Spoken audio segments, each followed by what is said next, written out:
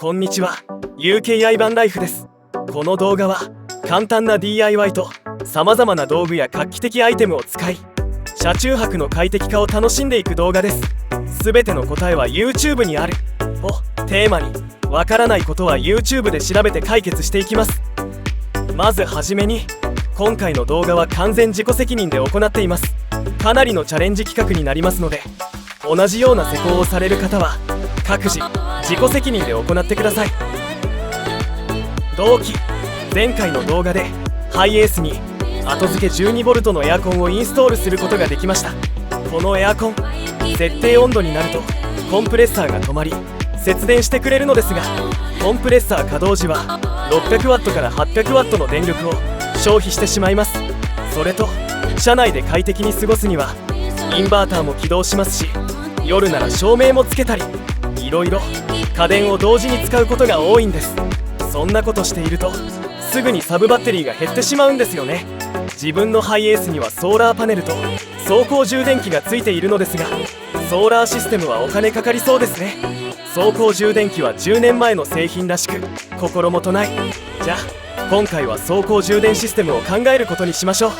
走行充電器はアイソレーターと呼ばれていて、旅行時一番効率的な充電方法です。そうなんです。 UKI バンライフ、素朴な疑問が浮かぶ。いろいろ走行充電器を調べているとふっと疑問が浮かびました。車にはオルタネーターという発電機があり、そこからメインバッテリーへ走行時に発電した電気を送っています。現状の走行充電器はこのメインバッテリーから電源を取り出しサブバッテリーに充電するのですが、普通にオルタネーターから直接電気を取り出した方が効果高そうじゃね。そんな製品ないのだろうかと疑問が湧き、オルタネーターに直接つなげる走行充電器を探し始めたのです。オル直走行充電器なんて果たしてあるんでしょうか。いろいろ探しましたがなかなか画期的商品が見つかりません。現在の走行充電器の主流はレノジーさんとシーテックさんですね。すごく良い製品で使ってみたいのですが、今回はオルタネーター直結製品を探すんです。オルタネーター直結で高効率、お値段も控えめで取り付けが難しくない、そんな製品なんてあるのでしょうか。もうダメっぽ。そう思った時見つけました。あったその走行充電器がこれ。イギリススターリングパワー社製、通称 AB シリーズ。このスターリングパワーの AB シリーズには 24V 用と 12V 用があります。自分のハイエースは 12V なので 12V 用をチョイス。そして 12V 用は 80A と 130A の2モデルが存在しています。これは走行充電能力ですね。 80A くらい走行充電しますよってことみたいです。十分ですね。ハイエースのオルタネーターは 130A くらい発電するみたいですが、自分の使っているリポ4リチウムサブバッテリーは最大充電電流が 100A までなので 80A をチョイス。結果スターリングパワー社製 AB1280 の購入を決めました。もちろん事前に製品の能力、使い方、諸先輩方々のブログなどで下調べをかなりしましたよ。諸先輩方々と YouTube の知識に感謝です。余談ですが、ハイエースのオルタネーターは 130A ですが、大容量低抵抗のハイエース用 150A オルタネーターが Amazon で売られています。この大容量オルタネーターなら AB シリーズの 130A モデルを購入しても良いかもですね。リチウムイオンバッテリーには分散させて充電させれば、今回自分の作る走行充電器のワンランク上のシステムを作ることが可能です。ただしオルタネーター乗せ替えとかいくらするんだろう。このオルタネーター自体75,000円くらいするし、高くつきそうなので今回はやっぱり 80A で。さて物は決まった。それではこれよりオル直走行充電の配線図の製作に取り掛かることとする。現時点でマニュアルやネットでの情報収集で得られた知識をもとに配線図を製作します。ここで注意。この AB システムはバッテリーマネージメントシステムのないバッテリーには使用しないでくださいとホームページに注記されています。 BMS の確認をしましょう。その他 200A 以上のリチウムイオンバッテリーを推奨します。100Ah なら 50A で十分な電力と満充電速度が得られるので、単純にオーバースペックとなりバッテリーを傷めてしまう恐れがあると思います。配線図概要。エンジンルームに配線するので105度耐熱 137A まで OK の22スケアコードを使用。 AB1280 はエンジンを切っても電力を消費してしまいますので、アクセサリーよりリレーで完全に電源を落とすようにする。大電力が予想されるので、何かあった場合と必要な時だけ使えるように運転席にキルスイッチを設置。オルタネーター&リチウムイオンバッテリー保護の役割もあり、完全ボルトオンで施工を前提としている。バッテリー室の温度上昇、 AB システムの温度上昇が考えられるので、ファンをつけてバッテリー室内の温度を下げるようにする。ファンは AB システムが稼働時に一緒に起動するように設定。さて、いろいろな場面を想定して配線図を作ってみました。これで実行に移していきたいと思います。ワクワクが止まりません。 AB1280 の購入方法。この商品は eBay より購入。現在の相場で7万弱しました。通常は送料込みで5万円台で買えるみたいです。アリエクスプレスは何度も使っていますが、 eBay では初めて購入します。会員登録を済ませ、商品検索。この画面から検索をします。今回はなぜか出品が少ないみたいでヒットしたのが中古物件1件だけでした。とりあえず目的の商品が見つかったら商品価格の確認、その後送り先の確認、日本に送ってくれるかを確認します。送料も決まっているのとセラーに質問する流れの2種類があるみたいですが、面倒なので自分は日本への送料が提示されているセラーを選びました。今回のこの商品も発送価格がちゃんと提示していますね。安心です。そして購入。自分は PayPal を使い送金しました。購入してからはセラーが商品の発送後追跡ナンバーを教えてくれるので毎日確認してしまいます。思ったより早く来てびっくり。少し箱は潰れていましたが良いものが送られてきました。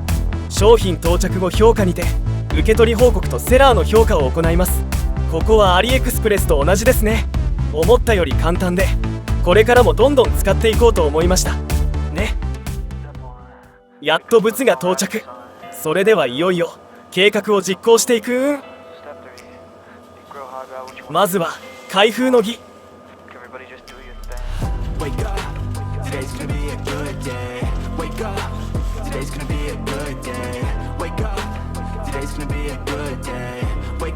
かっこいい箱ですね。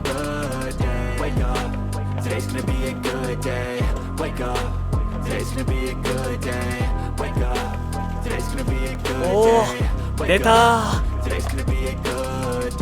黒と赤のデザインがかっこいい。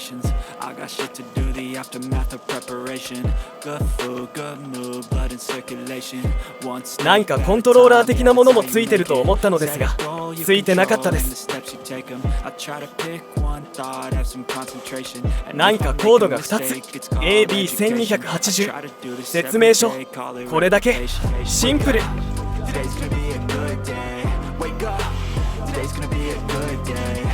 さていよいよ本体です。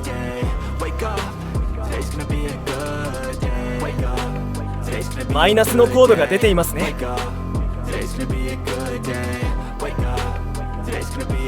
結構でかいです。バッテリー室に収まるか不安です。重さはそれほどでもないです。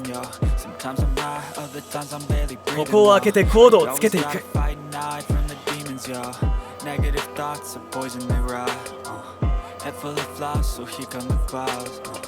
They'll never stop unless I can swap all the bad for the good in my head when I'm lost. Yeah, so I'ma fake it till I make it. Positive thoughts are overtaken. I got patience one day at a time. ファンが3つもついています。そんな発熱するんですか、おじさん。怖い。Stay away from all the shit that causes temptation. I know that I like to do it cause it's sensation. I live my life in my head like a narration. 実にメカメカしいですね。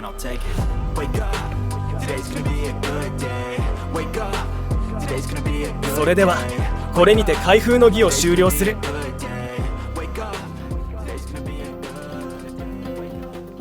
取り付け。まずはオルタネーターの位置を確認します。ハイエースのエンジンルームを開け運転席側奥を覗くとオルタネーターが見えてきます。見見えますかね。見えてませんですね。すみません。こうなったら運転席外します。運転席は4つのボルトで固定されています。ボルト結構硬いです。全て外すと運転席が外れます。この時注意として、運転席の底にセンサーのカプラーがあるので忘れずに外してください。運転席を外すとこのように蓋があるのが分かります。ここはボルト5個を外せば簡単に開けれます。いよいよオルタネーターとご対面です。おお、これがオルタネーターです。そうです。この丸い保護キャップを外すとバッテリー端子が確認できます。ここで注意。オルタネーターのバッテリー配線を触る前に必ずメインバッテリーのプラス端子を外しておきましょう。紳士が必ず行っているエチケットです。配線なのですが、運転席のカーペットをめくると下にゴムキャップがあります。ここから運転席後部にある蓋がついている空間に一度引き込み、そこからエンジンルームにつながる穴が開いているので、そこを通してオルタネーターまで配線を行いました。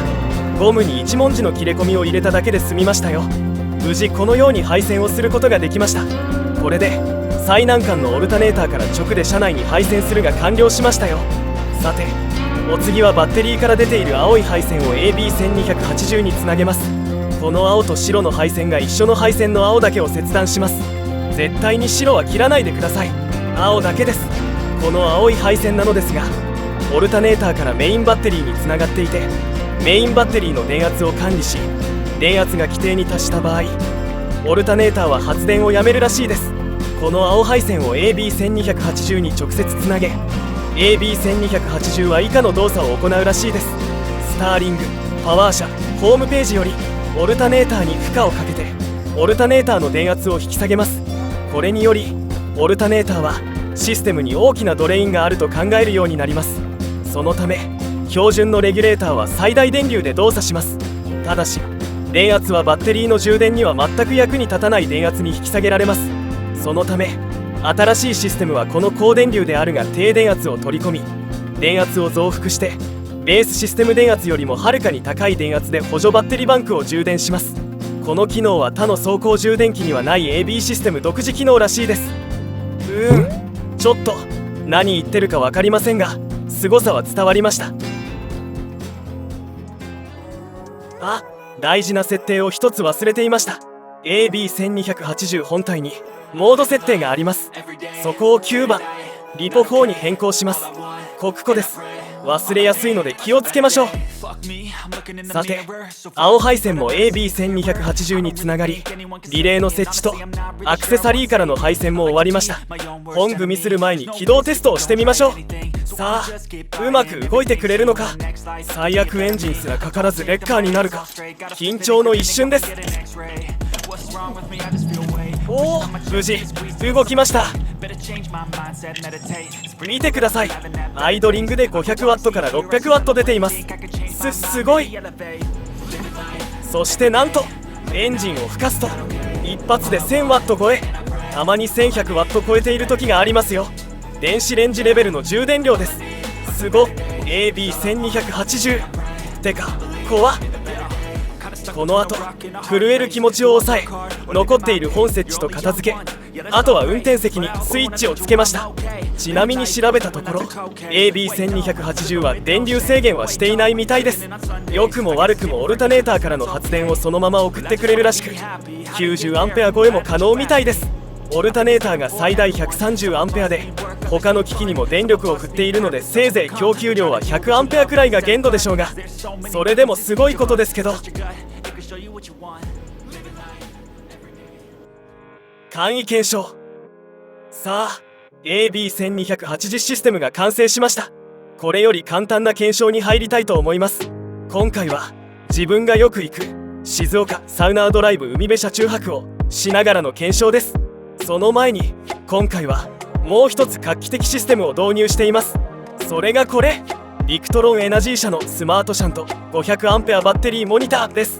これの良いところは Bluetooth 接続で携帯からバッテリーをモニターできるところ、普通にありそうでなかなかない商品なんですよ。取り付けはサブバッテリーへつなげる全てのマイナスとバッテリーのマイナスの間に取り付ける。その他 Bluetooth 用の電源コードを取り付ける。これで Bluetooth で携帯から監視できます。携帯アプリの設定はまず起動すると最初にファームウェアの更新を行います。終わったら通常起動し、アプリが Bluetooth で近くのスマートシャントを検索し表示してくれるので選択する。最初の1回だけピンコードの変更画面が出るのでピンコードを変更しておく。設定、ギアのマークを選択しバッテリータブを選択。この項目でいろいろ設定していく。 YouTube を参考に自分はこんな感じの設定にしました。それでは簡易検証に戻ります。仕事が終わり今日の目的地に向かう。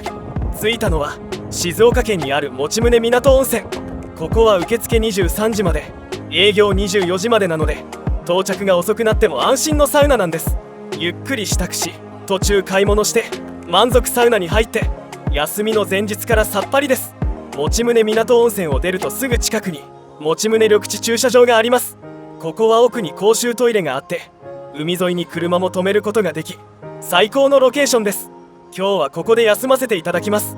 軽く車中飯を食べクーラーもガンガンにつけバッテリーを明日の検証に向けて消費します。サブバッテリーが 85% を切ったところで寝落ち。朝が来ました。海辺の朝の爽快感ってたまらないですよね。これ週1の休みの朝なんです。さあサウナーの朝は早い。朝5時30分から出発です。目的地はもちろんサウナ敷地。静岡県にある有名なサウナの聖地です。そう、この旅はサウナのはしご旅なんです。敷地はいつも混んでいます。だから自分は朝6時から朝9時までのタイムサービスを狙っていくのです。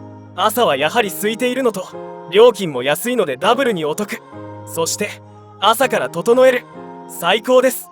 さあ敷地を堪能した後は日本平駐車場でゆっくり休憩をします。ここは静かで景色も良くトイレも綺麗で木陰の駐車場もありサウナ後気分爽快になれる場所ですよ。さて十分にゆっくりしたところで本日は夜から飲み会なので帰路に着きます。ここからいよいよ走行充電の簡易検証に入ります。こちらが一般道を走行充電している動画。一般道では走行時 900W から 750W くらい、停車時 330W から 290W くらい出ていますね。結構良い感じだと思います。こちらは高速走行時 1000W 超えの大充電を記録。時より 900W 台に落ちますが良い感じです。行く時は 1100W 超えの時がたまにあるので本当にすぐに残量が溜まっていきます。ただ基本的には満足なのですが動作不安定や不慮の充電停止、車体アースの強化などまだまだ改善の余地があり、はっきり言って皆さんにおすすめできるかというと現時点では微妙というのが実際の結論です。自分が万全に設定できてから動画を上げれば良いのですが時間かかりそうなのですみませんです。新しいもの好き、ちょっと高機能を試してみたい方、幾度となく襲ってくる不具合に立ち向かえる方などにはとっても面白いシステムだと思います。これから車中泊旅しながら誰もが簡単に使えるように改善していきますね。総評としては自分的には活用できるレベルの充電量と充電速度を得れることができました。 200Ah くらいなら2時間くらいで走行充電してくれます。エアコン使ってもバッテリーの減りが全然怖くないですし、長旅に絶対必要だった充電するための RV パーク泊も必要なくなるかもしれないです。結果お金が浮きますね。ガソリン代も走るだけではなく充電すると考えるとかなり節約できている感じがします。結果オフグリッドに近づいていますね。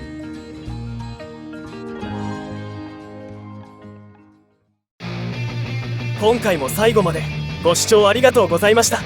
最終的にしっかり使いこなせないという不甲斐ない結果となりましたが、動画公開が長引くより現状をお伝えし以降改善動画を出していくことにしました。一応実用レベルには達していると思うので興味がある方はいらっしゃるのではないでしょうか。 AB1280 システム、スマートシャントともにユーザーが少ない状況です。できればコメントなどで情報交換やご指導など書き込んでもらえると嬉しいです。それでは今回はこの辺で改めてご視聴ありがとうございました。